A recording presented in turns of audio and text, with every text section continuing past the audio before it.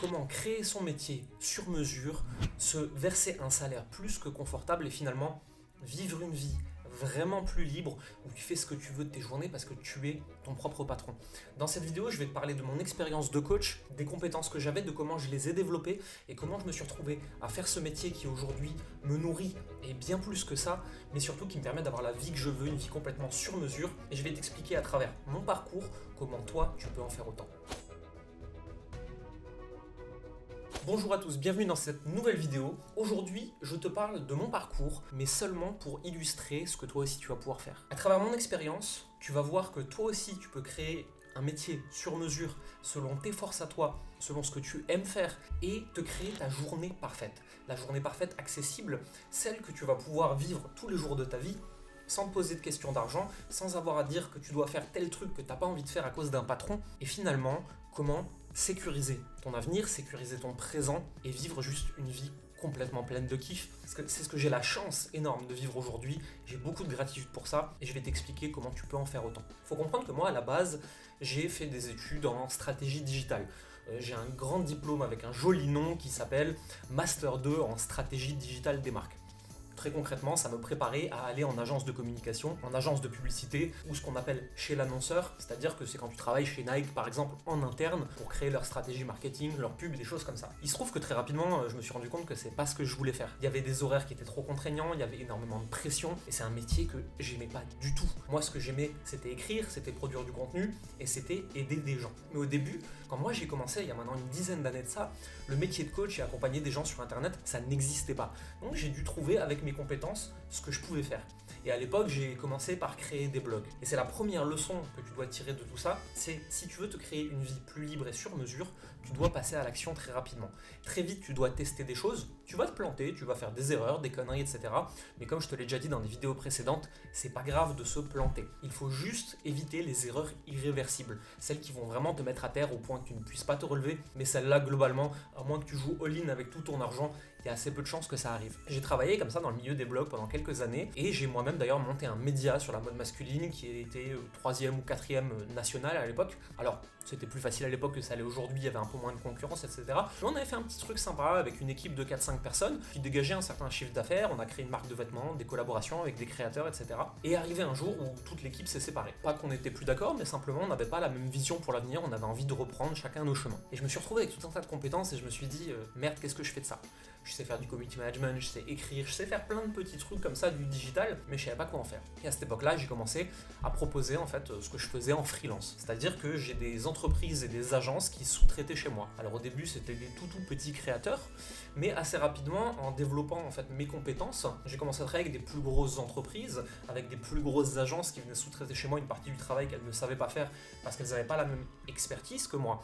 Et je me suis retrouvé à bosser pour des grosses boîtes parisiennes. Mais le problème, c'est qu'à cette époque-là, je me rendais compte aussi que finalement, j'avais troqué un métier salarié pour un autre, avec la précarité en plus. Peut-être que c'est ce que tu vis aujourd'hui, si tu es en train de quitter ton boulot et que tu es en train de regarder ce que tu pourrais faire. En fait, le problème du freelance, c'est que finalement, tu es un salarié précaire. Et en plus de ça, tu es un sous-fifre. Les gens te gueulent dessus, les gens sont pas sympas avec toi parce qu'ils mettent toute leur pression sur toi, parce qu'eux-mêmes ils ont des supérieurs qui mettent leur pression, etc. Et je me suis retrouvé un jour avec un client qui payait beaucoup, c'était plusieurs dizaines de milliers d'euros par an, et qui m'annule une réunion une dernière fois, à la dernière minute, une énième fois, j'en pouvais plus. Ce client je le supportais plus, en interne il y avait des gens qui m'aimaient pas, c'était très compliqué. Et je finis par l'envoyer bouler, et je me rappelle de ce coup de téléphone, je m'en souviendrai toute ma vie, ça a été un gros déclic, et où le mec me hurle dessus, comme si j'étais son fils, et non, on ne hurle pas comme ça sur ses gamins, en me disant « mais je suis le client pour qui vous prenez ?» Et en fait, oui, mais moi je fais le taf dont tu as besoin en fait, là, donc tu vas te calmer tout de suite, tu vas redescendre d'un étage. Et là je raccroche, et je me dis « ok, plus jamais je travaille pour des gens, je vais créer mon métier, je vais être mon propre patron, et je veux plus jamais vivre ça. » Et c'est la deuxième chose que tu dois retenir dans cette vidéo, c'est que si tu veux vraiment créer un métier qui te rende libre, et c'est pas l'argent qui te rend libre, c'est la façon dont tu vas gérer ton temps au quotidien, tu dois pas avoir une personne au-dessus de toi qui te dit quoi faire. Et je sais que quand on démarre pour gagner de l'argent, le freelancing c'est une très bonne chose. D'ailleurs, moi je l'ai fait et je recommande aussi de le faire si tu débutes, mais attention à la façon dont tu négocies tes contrats avec les personnes qui sont en face de toi. Mais bon, ça de toute façon, si par exemple tu travailles avec nous dans nos programmes, qui sont plutôt destinés aux coachs, mais on aide aussi des professions de service, on a des contrats types qui font que tu es assez tranquille si jamais tu te retrouves dans cette situation. Et finalement, après tout ça, je me suis dit ok, qu'est-ce que je peux faire ? Et je me suis souvenu de cette époque des blogs et des infopreneurs et des médias en ligne et des coachs, et j'en avais des assez bons souvenirs et j'avais pris du plaisir à faire ça, je m'étais amusé. C'était beaucoup plus humain, c'était beaucoup plus familial, il y avait quelque chose de différent. Et à cette époque-là, en fait, je me suis dit, ok, je vais coacher des gens. Mais j'étais encore très loin du monde du coaching et des infopreneurs et tous ces gens-là qui font du business sur le web. Et je me suis retrouvé en fait à coacher des dirigeants d'entreprise. Et juste à la fin de ce bout de ma carrière, je me souviens, une des dernières prestations que j'ai fait, je me suis retrouvé à coacher en stratégie B2B, on appelle ça, une branche de Sony. C'était quand même un truc assez important. Ça rigolait pas, on était dans la cour des grands, etc. Tu sais, c'est quand tu dois badger 9 trucs avant d'aller voir les gens avec qui tu vas travailler. Et t'es payé à la journée, t'es relativement bien payé et tout. Mais le problème, c'est que les gens qui étaient en face de moi, ils pouvaient pas implémenter. T'as peut-être déjà ressenti ça, si tu travailles avec des entreprises. La différence entre la personne qui décide, la personne qui paye et la personne qui applique, si cette différence elle est trop grande, ça fout la merde.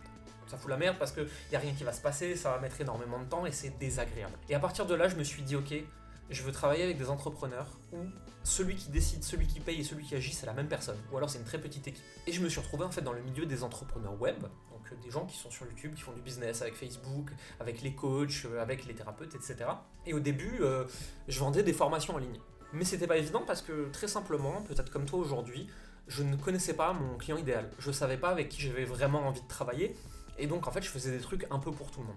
Et ça c'est une autre leçon que tu dois retenir de tout ça, c'est surtout si tu débutes, tu as besoin d'une niche. Tu pourras élargir ta spécialisation ensuite, mais commence en étant très précis sur les personnes à qui tu parles, tout simplement parce que tu vas pouvoir les aider très spécifiquement et ça va être beaucoup plus facile d'avoir des résultats avec eux, mais toi aussi de vendre tes offres. Et après cette expérience un peu difficile avec les petits produits, je me suis dit ok, je vais revenir à ce que je sais faire, à ce que j'aime faire, et je vais accompagner des gens.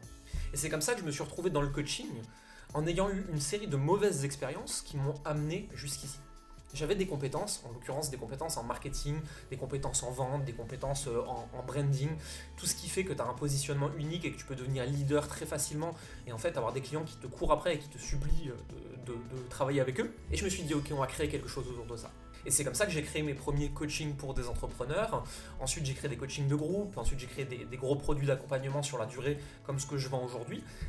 Et je me suis spécialisé de plus en plus vers les gens que je pouvais le plus facilement aider et avec qui j'avais le plus de résultats, à savoir les coachs, les thérapeutes, les professions d'accompagnement.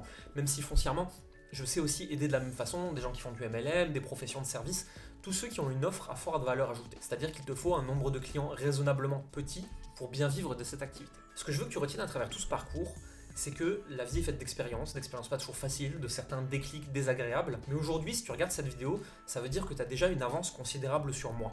Ça veut dire que tu en es déjà beaucoup plus loin que là où moi j'en étais à cette époque et que tu es déjà en train de te former, de te poser les questions avant de te lancer.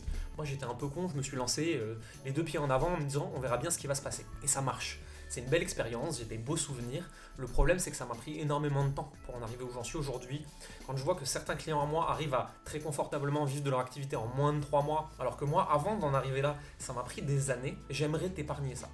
Alors aujourd'hui, si tu veux créer ton métier sur mesure et si tu regardes cette chaîne, c'est probablement que le coaching et l'accompagnement t'intéressent, ce que je peux te dire, c'est que il faut une certaine sensibilité. Il faut une certaine envie de travailler avec des humains. Il faut avoir envie de faire son métier. Ce que moi je l'enseigne ici, ce que moi je transmets, c'est pas comment créer une entreprise automatique et en sortir. Ce que moi je transmets ici, c'est comment faire un métier qu'on aime, un beau métier où tu vas gagner de l'argent raisonnablement. Alors raisonnablement plus que ce que tu vas gagner en entreprise classique, beaucoup plus même. Mais ce que je veux dire, c'est que c'est pas la course aux millions que je transmets, c'est quelques centaines de milliers d'euros de revenus annuels, ce qui est déjà énorme pour la plupart des gens dans ce pays, sur cette terre, j'en sais rien. Mais tu vas faire ton métier. Ce que moi je veux t'enseigner, c'est à faire ton métier. Et donc pour ça, il va falloir que tu passes plus de temps à faire le métier que tu aimes que le marketing de ce métier. Et c'est là que c'est très important. Et pour ça, pour que ça se passe bien, il faut être sûr que tu vas aimer ce métier. Et pour être sûr que tu vas aimer ce métier, il n'y a qu'une chose à faire, c'est de tester. C'est d'essayer des choses. Alors t'es pas obligé de les essayer pendant des années, de monter des machins d'envergure nationale comme moi pour te rendre compte que ça te convenait pas. Mais ce que tu peux faire, c'est faire des petits essais pour voir si tu kiffes et pour tester. Et ensuite, il faut vraiment te demander, est-ce que je me vois faire ça pendant 10, 20, 30, 40, 50 ans ? Moi, ce que je fais aujourd'hui, je me vois le faire pour les 40 prochaines années. Et c'est pour ça que c'est extraordinaire. J'ai trouvé le métier que j'aime. Une fois que tu trouves le métier que tu aimes, tu n'as jamais l'impression de travailler.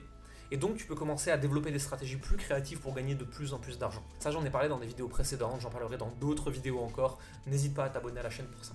Je voudrais te dire une dernière chose. Pour trouver ton métier sur mesure, très bien en vivre et te dégager un salaire très confortable avant de finir avec cette vidéo. Mais d'abord, avant de te donner cette information, n'oublie pas le pouce si tu as aimé cette vidéo, abonne-toi à la chaîne, active la cloche et surtout clique sur le lien dans la description, j'ai beaucoup de ressources à t'offrir qui vont t'aider à réfléchir à tout ça et à trouver toi aussi ton métier sur mesure et à voir si le coaching est fait pour toi. Aujourd'hui, j'aimerais te poser une question, c'est est-ce qu'il y a des choses que tu faisais naturellement étant petit? Des choses que tu fais avec beaucoup de facilité qui t'ont suivi toute ta vie sous différentes formes. Parce que je pense que c'est ça qu'il faut aller explorer.